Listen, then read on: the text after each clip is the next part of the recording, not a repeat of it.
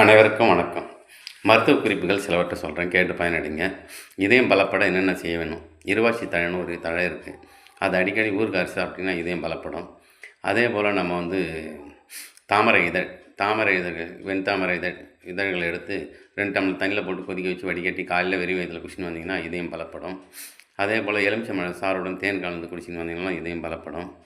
அதே போல் நம்ம ஒரு 1.5 டம்ளர் தண்ணி எடுத்துங்க. ஒரு 4 செம்பருத்தி பூ போட்டு கொதிக்க வச்சு வடிகட்டி காலையில் வெறும் வயிற்றில் அந்த தண்ணியை குடிச்சிட்டு வாங்க, இதயம் பலப்படும். அதே போல் அடிக்கடி நம்ம கணவாய் மீன் சொல்கிறோம். கணவாய் மீன் ஒரு மீன் இருக்குது, பவள மீன் இருக்குது. இது 2 மீனும் இதயம் அடிக்கடி சாப்பிட்டு வந்தீங்கன்னா இதயம் பலப்பட வாய்ப்பு அதிகமாக இருக்கிறது. அடிக்கடி பேரிக்காய் சாப்பிடுவாங்க. பேரிக்காய் சாப்பிட்டு வந்தீங்கன்னா இதயம் படபடப்பு நின்று இதயம் பலப்பட வாய்ப்பு இருக்கிறது. அதே போல் திராட்சை பழம் அதிகமாக சாப்பிட்டு வந்தீங்கன்னா இதயம் பலப்பட வாய்ப்பு அதிகமாக இருக்கிறது.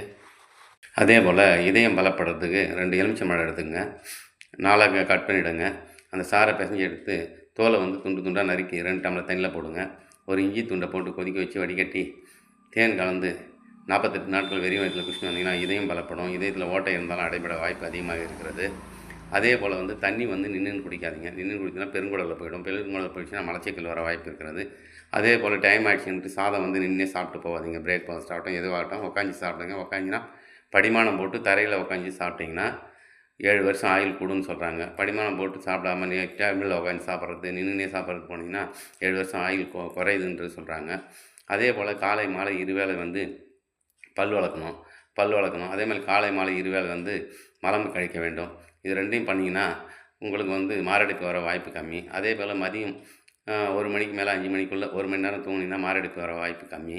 அதே போல் உயரம் அதிகரிக்க சில பேர் பிட்யூட்டரி சுரப்பினால் குள்ளமாக இருப்பாங்க.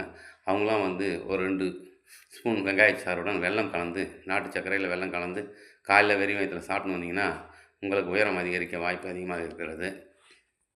அதே போல் காய்ச்சல் ஜுரம் அடித்து கண்ணெல்லாம் ஒட்டி போயிருக்கோம், ஒல்லியாகிடுவாங்க. அவங்கெல்லாம் காளான் சூப்பு அடிக்கடி குடிச்சிட்டு வந்தீங்கன்னா உடல் பெருக்க அதிக வாய்ப்பு இருக்கிறது, கண்ணம் பெருக்க வாய்ப்பு இருக்கிறது. அதே போல் பிரேக்ஃபாஸ்ட்டாக நம்ம பச்சை பயிறுன்னு ஒரு பயிர் இருக்கும், பச்சை பயிறு அதை அவிச்சு பிரேக்ஃபாஸ்ட் மாரி காலையில் சுண்டல் மாதிரி சாப்பிட்டுனே வந்தீங்கன்னா கண்ணம் பருக்க வாய்ப்பு அதிகமாக இருக்குது.